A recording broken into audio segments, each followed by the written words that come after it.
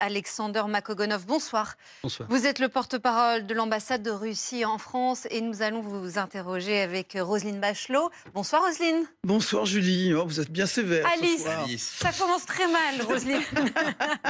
Patrick Sauce. Bonsoir Alice. Bonsoir Patrice et bonsoir Ulysse Gosset. Bonsoir. Alexander Makogonov, est-ce que Vladimir Poutine est un homme plus fort ce soir?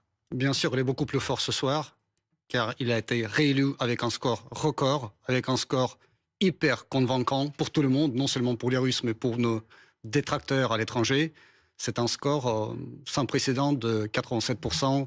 Donc là, vraiment, c'est en quelque sorte, vous savez, c'est non seulement ça mérite à lui, mais c'est le mérite général du peuple russe qui s'est uni derrière son leader et qui lui a accordé le plein soutien du cap qu'il a choisi et de la politique qu'il mène aujourd'hui. Et dont nous allons parler. Il a reçu de nombreux appels de félicitations de dirigeants à l'échelle internationale. Il les reçoit toute la journée aujourd'hui de la part des dirigeants de grands pays, la Chine, l'Inde, les autres. Bon, ça continue, hein, ça continue. Ils sont si nombreux que ça? Très nombreux, très nombreux. Je vous dis, ça continue, ça a commencé depuis peut-être hier nuit, et donc là, toute la journée, il reçoit des messages, des coups de fil et des lettres de félicitations. Vous l'avez eu pour le féliciter? Pardon, de la part de... Est-ce que vous avez eu, vous, le président? Est-ce que vous avez échangé avec lui pour le féliciter? Non, moi je ne peux pas le faire directement, personnellement, mais je vous dis, il reçoit ces messages toute la journée, peut-être il va les recevoir encore dans les jours qui viennent. Et là, ça vient du monde entier, en principe. Pas vraiment de l'Europe ni des États-Unis. Est-ce que Macron a félicité Vladimir Poutine? Mais bon, la France s'est limitée par un message, si j'ai bien compris, publié par le ministère des Affaires étrangères. Un long message où Paris a exprimé sa vision des élections russes. Des élections qui ne sont pas libres et démocratiques. C'est la formule de la France. Et surtout qui condamne le fait qu'il y ait des élections dans des territoires occupés qui appartenaient à l'Ukraine avant l'invasion russe. On va le voir, le communiqué. Les conditions d'une élection libre, pluraliste et démocratique ne sont pas réunies. Et la France, effectivement, fait savoir aussi qu'elle ne reconnaîtra jamais les résultats de ces scrutins organisés dans les territoires ukrainiens occupés par la Russie. C'est un ensemble de clichés, en fait, très répandus à l'Occident. Il n'y a rien de nouveau pour nous. En principe, c'est le déni, en quelque sorte. Donc, le refus de reconnaître la réalité géopolitique. Et qu'est-ce que vous répondez à ces nombreux pays qui disent que ces élections ne se sont pas déroulées dans des conditions démocratiques? Quelle garantie vous leur donnez? Mais regardez, les élections qui se sont tenues en Russie, c'était des élections organisées en bonne et due forme selon toutes les règles et les procédures démocratiques pour les élections qui sont applicables dans tout un nombre de pays démocratiques. Il y avait des observateurs étrangers, y compris des pays occidentaux, y compris de la France, je dois vous dire. Il y en avait plusieurs centaines de Un observateur des Républicains qui était totalement désavoué. Et d'ailleurs, les premiers mots de Vladimir Poutine étaient pour dire cette élection est légale. Ça n'arrive jamais de commencer par ça dans une démocratie parce que ça va de soi. Écoutez, illégal, je vais vous dire une petite réflexion sur la terminologie. Je vais vous dire ce que c'est vraiment illégal ou antidémocratique. Dans l'Ukraine, où le président, comme vous le savez, par la décision unilatérale et anticonstitutionnelle, a supprimé tout simplement les élections qui auraient dû se tenir en mai. Et on ne fait pas des élections dans un pays en guerre. C'est ça on qui est illégal. On ne fait pas des élections dans un pays en guerre. Comme vous le savez, nous sommes aussi dans un état de conflit militaire. Ah, vous êtes en guerre? Non, nous sommes dans un état de conflit militaire et quand même, nous avons organisé ces élections, malgré tout, justement pour légitimer la politique que nous menons. Avec 8 millions d'Ukrainiens qui ont été obligés de prendre le chemin de l'exil à cause de la guerre, on ne peut pas faire des vraies élections démocratiques, entre guillemets. Non, je vous dis, comme vous l'avez vu, nous avons organisé ces élections avec un score que vous ne pouvez pas nier, que vous ne pouvez pas tout simplement, oublier et ignorer. C'est un score qui dit tout. Un score à la soviétique, un score digne de l'URSS. Justement, ça rend jaloux, je peux imaginer, pour n'importe quel pays occidental, c'est un rêve. Obtenir un score de 87% des voix, c'est museler l'opposition. Et d'ailleurs, on a observé depuis plusieurs années une législation, je ne parle pas de l'Ukraine, je parle de la Russie, Une législation qui a durci les conditions de l'exercice des oppositions. On a le niveau pour être crédible, recevable est passé de 10 000 à 50 000 militants. Les branches doivent être reconnues dans la moitié des régions, ce qui n'existait pas. Les exécutifs locaux sont nommés au lieu d'être élus. Donc il y a un durcissement des oppositions qui, dans ces dernières années, a été considérable, qui a amené, je ne parle même pas, Ulysse a eu de raison de parler des millions d'Ukrainiens, mais on estime qu'il y a 1 million de Russes qui ont fui leur pays. C'est-à-dire, moi, je trouve ça très inquiétant dans une démocratie. Un chef qui obtient 87% des voix, ça veut dire que la démocratie ne fonctionne pas, monsieur. Vous ne pouvez pas dire autrement. Dans un pays démocratique, il y a des gens qui s'opposent au chef de l'État, qui disent qu'il y a une autre vision. Et en plus, les malheureux 13%, ils sont autour de monsieur Poutine en couronne. Mais vous nous dites ça, à un cheval de bois, il vous donne un coup de pied. Alors, tout d'abord, il y avait 4 candidats, ce qui rend ces élections déjà compétitives. Le fait qu'ils n'ont pas gagné suffisamment de scores pour que ça vous plaise, donc là, c'est leur problème à eux, c'est pas les problèmes du président Poutine qui jouit d'un soutien énorme de tout le peuple russe, comme vous l'avez vu. Non, mais même ses opposants étaient ce soir sur scène avec lui pour célébrer sa victoire. Ils n'ont jamais débattu, ils pensent la même chose que lui. Ce sont des opposants très arrangeants quand même. Ce sont des fantoches. Chaque candidat avait son programme, chaque candidat pouvait... Quel était le programme de Vladimir Poutine, justement? Mais peut-être, vous l'avez montré. Non, on l'a cherché. Vous avez le montré programme de Vladimir Poutine avait l'air d'être Vladimir Poutine. Vous avez diffusé des extraits de cet événement justement dans votre antenne. C'était un grand discours devant l'Assemblée fédérale où il a dessiner les lignes magistrales de sa politique pour le futur, pratiquement dans tous les domaines. Et donc là, il continue, tout simplement, ce qu'il a prévu. Et 87%, c'est pas un score de dictateur pour vous?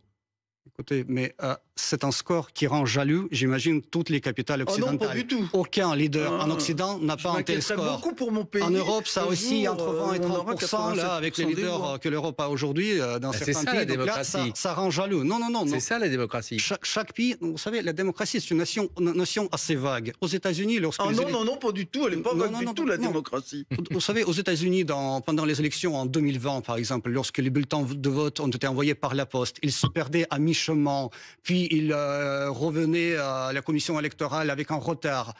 Les bulletins de vote qui étaient envoyés à des personnes qui étaient déjà mortes, mais qui quand même étaient remplis par quelqu'un. Vous savez, ça pose beaucoup de questions. Donc là, il n'y a pas de démocratie parfaite en ce sens. Dans chaque pays, il y a des particularités.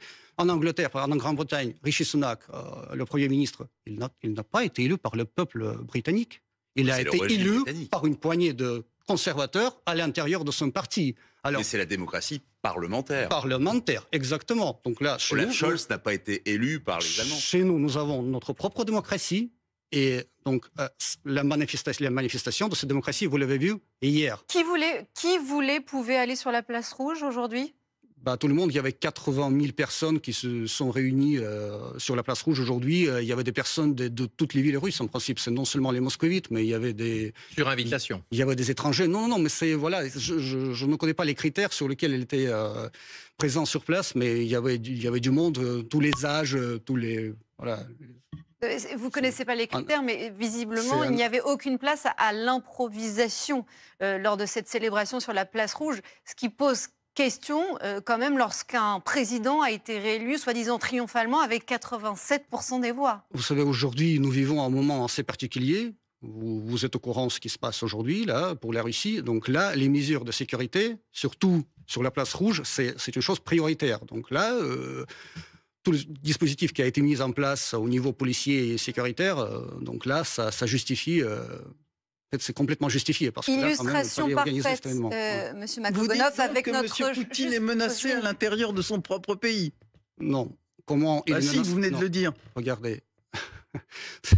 Il est menacé à l'intérieur. Vous savez, vous pouvez inventer tout type d'hypothèses, mais vous avez tout vu hier, vous avez tout vu aujourd'hui avec un tel soutien. Donc là, il ne peut être que soutenu. Les menaces, bien sûr, il y en a. Bien sûr, répondez à sa question. Oui. Est-ce que Vladimir Poutine craignait pour sa peau aujourd'hui lorsqu'il a célébré sa victoire? Mais comment il peut craigner pour sa peau étant sur la scène devant 80 000 personnes? C'est pas quelqu'un qui se cache dans un bunker. C'est pas quelqu'un qui se cache, je ne sais pas, quelque part dans la forêt. C'est quelqu'un qui se présente publiquement devant une foule énorme, justement parce que c'est un leader du peuple russe. il est devant le peuple russe, il est avec le Admettez peuple tout de russe. même que c'était une atmosphère étrange. Il se trouve que j'ai couvert l'élection présidentielle en 2012 pour le retour de Vladimir Poutine, avec une spontanéité, je dirais déjà entre guillemets, mais il y avait une vraie atmosphère de fête. Pourtant, il faisait moins 31 ce jour-là, en mars 2012, et avec une vraie atmosphère de victoire. Hier, lorsque notre envoyé spécial, Jérémy Normand, est en train justement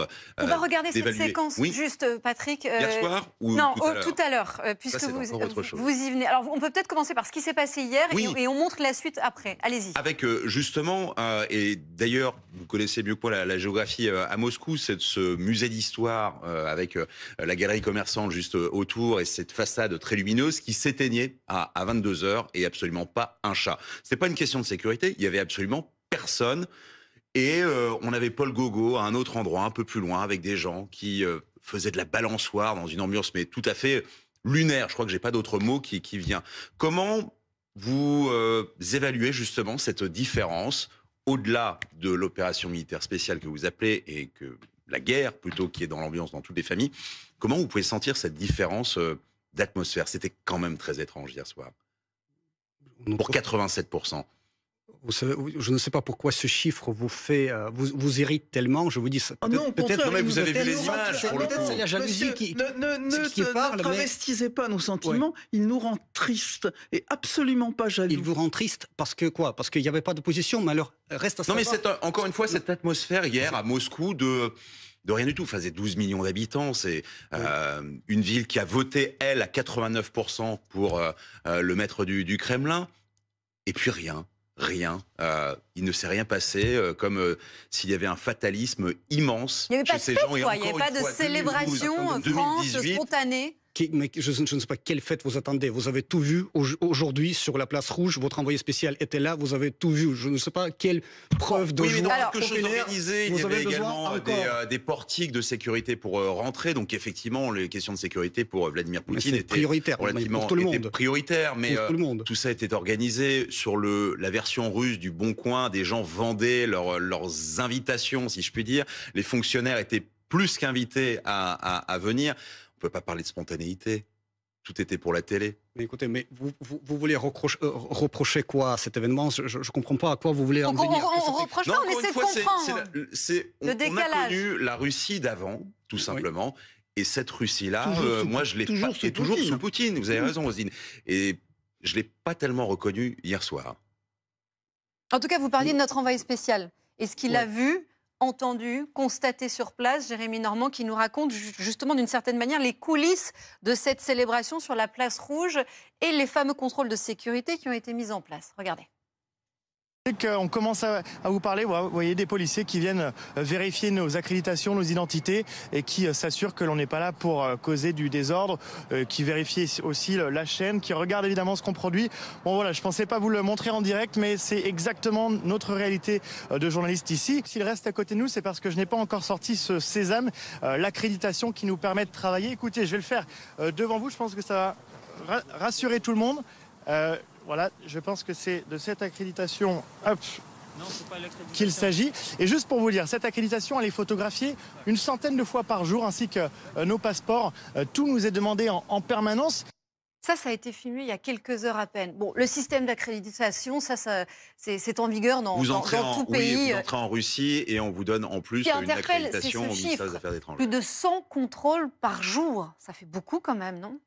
Je ne sais pas d'où vient ce chiffre. Donc là, s'il s'agit de la sécurité, c'est prioritaire. Ça vient de notre journaliste qui est très sérieux et qui nous raconte ce qu'il vit sur place depuis plusieurs jours maintenant. Ce que je peux vous dire de ma part, c'est que le fait que votre envoyé spécial peut faire des reportages de Moscou comme ça en direct ou préparer des interviews, faire ces reportages à lui, ça ne fait que déboulonner tous ces mensonges comme quoi il n'y a pas de liberté de la presse en Russie, de liberté d'information, etc. Et heureusement qu'il peut le librement. Faire, non ? Voilà, personne ne le tabasse, personne ne le pourchasse. Encore heureux. Quand on lui demande sa carte d'accréditation, c'est absolument normal parce qu'il voit que c'est la presse étrangère, que c'est une presse qu'il connaît, bien sûr, il vérifie, il n'y a rien de spécial. Mais grâce à ça, vous avez les informations assez objectives. Quand même. C'est un pays complexe et reconnaissons-le, et vous êtes bien placé pour le savoir, monsieur Makogonov. nous avons eu et les visas et l'autorisation de filmer pendant ce week-end. Jérémy et Étienne Grelet pouvaient aller dans les bureaux de vote. Il a même pu aller dans l'appartement d'un dénommé Constantine qui était là. Il n'y avait aucun problème. Il pouvait s'exprimer à une condition, et c'est là qu'on rentre dans la complexité. Il fallait absolument qu'il dise à l'antenne qu'il allait voter pour Vladimir Poutine. Donc on n'est pas dans... C'est pas la Corée du Nord, vous voyez, et effectivement, on a le droit de rentrer. On a pu filmer, et d'ailleurs, il ne s'est pas fait arrêter. C'était simplement un contrôle. J'ai eu Jérémy juste après par téléphone. Il m'a dit ce qui posait problème, c'était la simultanéité de son direct. Il était en train de faire un direct pendant que Vladimir Poutine parlait. Donc petite inquiétude. Des contrôles, ayons l'honnêteté de le dire aussi, dans un certain nombre de pays en dehors de la France, il y en a aussi, et des fois par dizaines chaque journée. Moi, j'ai ce souvenir-là du tremblement de terre au Maroc. C'était parfois assez pénible. Mais vous avez vu, c'est par petites touches et beaucoup plus subtil lorsque vous avez des gens très spontanément qui, hier, disent avec raide comme des piquets que oui, ils sont très contents, avec un visage qui dit totalement l'inverse, d'avoir voté pour Vladimir Poutine. Et ben voilà, on arrive dans cette subtilité-là. Mais nous avons eu le droit d'aller filmer et de nous rendre à Moscou pour couvrir ces élections. Ça, mais qu'on soit journaliste français ou chinois, ça ne change rien. Ça ne change rien, c'est un journaliste étranger donc qui est obligé de suivre une certaine procédure, tout simplement avoir une carte d'accréditation qui lui permet d'accéder jusqu'au bureau de vote, comme c'était hier le cas avec Jérémy Normand, qui, je crois, qu'il a préparé de beaux reportages pour votre chaîne. Hein. Il a été avec les votants, les électeurs, dans les bureaux de vote, dans les rues, aujourd'hui sur la place Rouge. Bravo. On ne peut pas en dire autant pour les journalistes russes qui, eux, pour beaucoup, en tout cas la presse indépendante est condamnée à l'exil. Les journaux ont été fermés, les radios aussi. Et la plupart des journalistes importants d'avant l'invasion russe en Ukraine, ils sont obligés de se taire ou de partir. Vous savez, la presse indépendante, c'est comme une opposition dont vous parlez. S'il s'agit de dénigrer la Russie constamment et d'être à la solde de ses sponsors étrangers à l'Occident et faire ce travail justement juste pour injecter de nouvelles infox dans l'espace médiatique et pour se battre contre la Russie dans l'espace médiatique, mais ces médias, franchement, ils violent la loi tout simplement parce qu'il y a la loi sur les agents étrangers en Russie. Et donc oui, là, ils sont des journalistes russes. Hein, je précise. Oui, mais qui travaillent justement pour les sponsors étrangers qui sont financés. Qui sont en opposition avec M. Poutine sont vendus à des puissances étrangères. Vous savez, dans la plupart des cas, c'est vraiment comme ça. Hein, et c'est ça qui est triste. Ah donc oui, là, c'est triste de penser ça. Ils ne travaillent pas pour la liberté de parole, ils travaillent pour l'argent, tout simplement. Comme les représentants de l'opposition. Quand vous parlez de l'opposition, il n'y a pas d'opposition en Russie, mais vous savez, si c'est une opposition qui est vendue à ses sponsors, si c'est une opposition qui veut déstabiliser la Russie, changer le régime, la démocratiser, etc., on n'a pas besoin d'une telle opposition. C'est pas une opposition. Ah d'accord. C'est pas une opposition, c'est les ennemis. Démocratiser, c'est-à-dire c'est les ennemis. Démocratiser, on n'en sait rien. Les opposants sont des ennemis à la Russie. Non. Les opposants, si ces opposants-là veulent du bien au peuple russe, ça c'est une chose. Il y en a à l'intérieur du pays parce que nous avons tout un nombre de partis politiques différents. Mais si c'est une opposition comme la femme de Navalny aujourd'hui, qui étant à l'étranger depuis déjà quelques années, imagine un futur meilleur pour la Russie. Elle n'a pas envie de finir comme son mari. Hein. Alors, vous savez ce qu'il attend s'il rentre en Russie. Parlons de lui justement, puisque son nom a été prononcé par Vladimir Poutine pour la première fois aujourd'hui depuis son empoisonnement. Il a dit, Vladimir Poutine, que son décès, je le cite, était un événement triste et qu'il avait été favorable à l'idée de l'échanger avec les Occidentaux. Il n'y avait qu'une condition, que nous l'échangions pour qu'il ne revienne pas. Il n'avait jamais cité son nom depuis son empoisonnement. Il le fait ce soir, enfin aujourd'hui, à ce moment-là, alors qu'il est en train de célébrer son triomphe. C'est pas très courageux quand même. Non, c'est rien. Après, il a cité son nom. C'est une triste histoire, vraiment dommage. Mais vraiment dommage. C'est pas triste, c'est tragique. Ce qui est triste, oui, vraiment dommage, parce que ce qui est triste, c'est que sa femme, qu'il aime tellement et qui pleure devant la caméra, la dernière fois, elle l'a visité en prison il y a 2 ans. Et il n'est pas venu aujourd'hui, justement, pour récupérer son corps. Qu'est-ce que vous sous-entendez? Vous remettez en question la peine de sa femme? Oui, on parle vraiment des choses vraiment tristes. Et vous savez que le même sort l'attend. Aujourd'hui, sa femme, elle manipule son nom, elle manipule cet événement tragique de la famille à des fins politiques. Non, mais elle est rentrée avec lui à Moscou et lui a été arrêté immédiatement. Oui, mais il est mort en prison, donc on comprend qu'elle puisse avoir... Elle n'est pas poursuivie par la justice russe. Elle peut venir en Russie sans problème. Oui, elle n'est pas venue depuis 2 ans. La dernière fois, elles se sont vues en 2022. Là, elle pleure. Visiblement, elle veut poursuivre le combat de son mari. On a des images d'elle. Elle a voté elle-même à distance depuis l'Allemagne. Elle a voté à l'ambassade russe à Berlin. Et pour elle, la page n'est pas tournée. Elle le dit. Elle veut poursuivre le combat de son mari. Oui. Vous allez la laisser faire? Tant que ça se paye, bien sûr, elle va poursuivre son combat parce qu'elle est bien sponsorisée. Tant que ça se paye, c'est-à-dire? Tant que ça se paye, mais elle ne le fait pas pour rien, pour les bonnes idées. Elle est payée pour ça. Mais il est payé pour ça, parce que là, son objectif... Elle est payée par qui? Par les structures intéressées, que ce soit les services de renseignement étrangers ou voilà, les puissances étrangères, peu importe. Parce que son objectif, c'est de déstabiliser la situation en Russie. C'est pas anodin ce que vous dites. Elle est payée par qui? Non, mais quand même, là, elle passe son temps à l'étranger déjà depuis des années. Donc là, elle est financée par voilà, elle va vivre sur quelque chose, elle a de l'argent de quelqu'un, de quelque chose. Donc là, et les centaines de personnes qui sont venues à midi, boulevard Lannes, chez vous à l'ambassade de Russie, dimanche, ce sont des gens qui étaient payés aussi? Ces gens-là, je ne sais pas, je ne suis pas au courant de leur objectif, mais ils sont venus, puis ils sont répartis. Il y avait une poignée de gens, je ne sais pas combien de personnes exactement, mais il y avait des milliers de ceux qui sont venus pour voter et pas pour manifester. Donc là, vous savez, c'est des cas isolés. Il y avait bien sûr, c'était toute une campagne dans les réseaux sociaux, mais ça aboutit à quoi? À rien, en principe. Je reviens sur Navalny. Vous avez dit les opposants sont des ennemis. Navalny, c'était un opposant à la politique de Vladimir Poutine, on est d'accord? En l'opposition comme telle, mais en principe, rien ne nous dit que c'était un opposant. Vous savez, c'était plutôt un manipulateur des jeunes esprits assez faibles lorsqu'elle les appelait à venir sur les places pour manifester et provoquer la police. Mais vous savez, c'est de l'extrémisme. C'était bien un opposant, en fait. C'était bien un opposant au régime. Oui, j'imagine que c'était un opposant de régime parce que là, son objectif était justement de déstabiliser le régime de notre pays et de faire tout pour que... Mais vous dites aussi que c'est un ennemi de la Russie? Vous savez, non, c'était un citoyen russe, c'était pas un ennemi de la Russie, mais ce qu'il faisait au final, c'était hors la loi avant tout, et c'était pas pour la Russie, c'était dans les intérêts de quelqu'un d'autre qui était derrière lui et qui est aujourd'hui derrière sa femme. Non, mais est-ce qu'elle peut revenir en Russie sans crainte, elle? On a des preuves. Est-ce qu'elle peut revenir en Russie sans craindre quoi que ce soit? Vraiment, elle n'avait aucun problème de venir en Russie récupérer le corps de son mari s'il le voulait. Elle n'a pas voulu. Elle préfère de rester à l'Occident et raconter des histoires sur un méchant régime, etc., etc. Mais vous savez, c'est pas vrai. Et si elle veut, à un moment donné, revenir en Russie pour faire une sorte de révolution, en utilisant l'argent de quelqu'un qui la sponsorise, on n'a pas besoin d'un nouveau Lénine en jupe. Oh là là là là! Dites donc, vous tenez des propos d'un sexisme débridé, là. Non, mais c'est pas de propos sexistes. Non, mais ça rappelle un petit peu cette histoire. Lénine, avant de revenir en Russie... Qu'est-ce que c'est que ces propos, monsieur? La femme qui est sur le plateau est absolument choquée par la façon dont vous vous exprimez. Lénine, avant de venir en Russie en 1917, pour faire la révolution, il a passé 13 ans à l'étranger. Donc là, ici, cette madame, elle veut peut-être répéter cette expérience, on n'en sait rien, mais... Oui, elle se considère en exil. Donc elle pourrait représenter une menace pour le régime.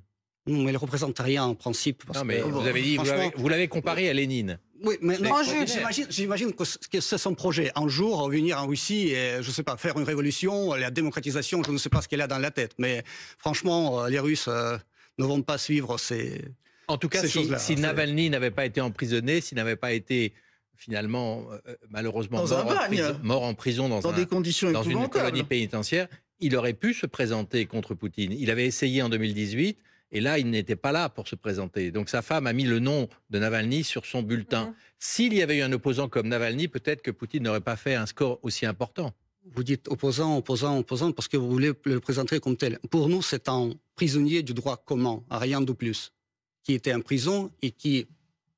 malheureusement, mort en prison. Mais ça arrive assez souvent dans tous les pays que les gens meurent en prison. Non. Oui. Yvan Colonna, là, chez vous en France, il a été assassiné en prison. Jeffrey Epstein aux États-Unis, Il Non, s'est mais là, pendu pardon, en mais prison dans des vous mélangez tout. circonstances Là, vous mélangez extrêmement, tout. vous savez, les bagnes. ça arrive, tout peut arriver en prison. Donc il y a des gens quand même qui ont des problèmes de santé et qui peuvent mourir en prison ou Mais dans la vie En normale. l'occurrence, il a était été en assassiné. prison pour ses idées politiques. Il a été en prison, je vous dis, c'est un prisonnier de droit commun. Il a été en prison parce que là, il y avait pas mal d'articles du code pénal qu'il a violés. Et là, il le savait en rentrant justement de l'Allemagne où il était après ce fameux cas de l'empoisonnement. Donc là, il savait très bien ce qu'il attendait en Russie. Mais là, il Vous voulait disiez provoquer exprès. que Navalny manipulait les jeunes. On a été frappé par les mots, pour le coup, de Vladimir Poutine à l'endroit des jeunes. Il avait un message à leur faire passer d'avenir. Mais quel avenir pour des jeunes Russes dans un pays isolé économiquement et qui ont une forte probabilité de finir sur le front, mobilisés ou dans l'exil, comme le disait Roselyne. Qu'est-ce qu'on peut avoir? Et c'est là qu'on revient encore une fois au programme de Vladimir Poutine, qui avait l'air d'être simplement, en 2 mots, Vladimir et Poutine. Vous savez, pour tous ceux qui continuent à croire dans ce mythe de la Russie isolée, la réponse est très simple et se réduit vraiment à 3 mots: dans vos rêves. Donc la Russie isolée, franchement, je crois que ce score des élections a bien montré vraiment tout l'échec total des efforts de nos détracteurs de voir la Russie, son président isolé, de voir la Russie déstabilisée et affaiblie de l'intérieur. Maintenant, la Russie, avec tout ce soutien accordé à notre président de la part de son peuple, la Russie peut progresser, la Russie peut continuer son développement avec une marche ferme et la jeunesse a toutes les chances pour s'épanouir dans ce pays. Parlons de la suite justement et des propos menaçants qu'a tenu une fois de plus le président russe hier, juste après sa victoire. Écoutez. Je pense que tout est possible dans le monde moderne. Mais je l'ai déjà dit, et il est clair pour tout le monde que ce conflit entre la Russie et l'OTAN ne sera qu'un pas vers une 3e guerre mondiale à grande échelle. Je ne pense pas que cela intéresse qui que ce soit. Que veut-il dire exactement? Il veut dire que aujourd'hui, on vit dans un contexte assez inquiétant, parce que vu cette fuite en avant que nous voyons de la part des pays occidentaux, bien sûr, ça fait réfléchir et ça inquiète beaucoup. Donc là, aujourd'hui, on vit dans des conditions qui s'aggravent, et surtout avec les déclarations que nous entendons de certaines capitales occidentales. Et franchement, la seule chose auquel il a encore fait référence, Vladimir Poutine, hier. Il a fait référence aux propos d'Emmanuel Macron. C'est devenu votre obsession, le président français? Non, c'est pas devenu notre obsession. Vous savez, quand on entend le mot Poutine 1000 fois par jour dans les médias français, quand on entend le mot Russie 1000 fois de la part par les voix des dirigeants français, c'est plutôt l'obsession pour vous, président Poutine et la Russie. Mais est-ce qu'il y a un face-à-face autant. Est-ce qu'il y a maintenant un face-à-face Macron-Poutine? Face-à-face, mais vous savez, peut-être pour vous, c'est face-à-face, je sais pas, c'est quelque chose de journalistique pour nous. Vous savez, le président Poutine, il a parlé d'Emmanuel Macron. Il a même fait une référence. On lui a posé cette question. Au colonialisme français dans les pays africains, en parlant de la rancune de la France. D'ailleurs, les putschistes du Niger, par exemple, est-ce qu'ils ont félicité le président Poutine? Vous savez, ceux qui ont pris le pouvoir. Je ne suis pas au courant. Oui, je vous le dis. Eh bien, la réponse est oui. Et alors les amis de vos amis sont vos amis. C'est-à-dire que, en fait, un score de 87%, ça convient aux putschistes du Niger, d'une certaine manière. Mais la France aurait toutes les chances d'être notre ami, mais aujourd'hui, la France choisit un autre camp. Donc là, la France préfère rester parmi les adversaires de la Russie, ce qui est triste, en fait. Pour moi, la Russie, on n'a aucun litige avec la France. On n'a pas de frontière commune, on n'a pas de litige au niveau il faut se méfier de territoire. C'est quand on a une frontière commune avec la Russie qu'il faut se méfier. Oui. Je ne sais pas, il ne faut pas se méfier, parce que vous savez, tous les pays qui avaient avec nous les frontières communes, tout était bien entre nous. Mais bon, si quelqu'un veut provoquer, si quelqu'un veut provoquer la guerre... Puisqu'on parle de provocation, moi je dois dire que pour moi la Russie c'est le pays de Tchekhov, c'est le pays de Tolstoï. Exactement, et ça le reste. Et vraiment la façon dont s'exprime M. Medvedev vis-à-vis de la France, qui a choqué, y compris des adversaires de M. Macron, des concurrents qui ont été horrifié par les propos, la vulgarité, la grossièreté, le laisser-aller d'une personnalité éminente. Écoutez, quand on veut la paix, quand on fait des grandes proclamations, on s'exprime pas comme un porc. Vous savez, mais quand on entend les dernières déclarations de Paris, justement, là, non, monsieur, non, ça fait réfléchir. On essaie de comprendre le message. Des oppositions dans des termes courtois et élégants. Vous savez, c'est des déclarations qui se rajoutent, qui se complètent, qui se précisent et qui se contredisent.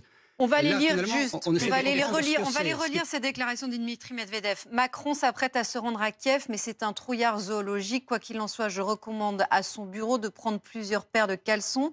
Ça sentira très fort. J'ai écrit ça ce matin et je n'ai pas eu le temps de le publier. Et le soir, il s'était déjà chié dessus. Pauvre France. Vous n'avez pas honte quand vous lisez ça ? Quand vous entendez ça? C'est l'avis privé de M. Medvedev, je ne sais pas commenter. Il est membre du Conseil national de sécurité. Vous savez, c'est l'ancien président de la Russie. Est-ce que ça reflète l'opinion de Vladimir Poutine sur Emmanuel Macron?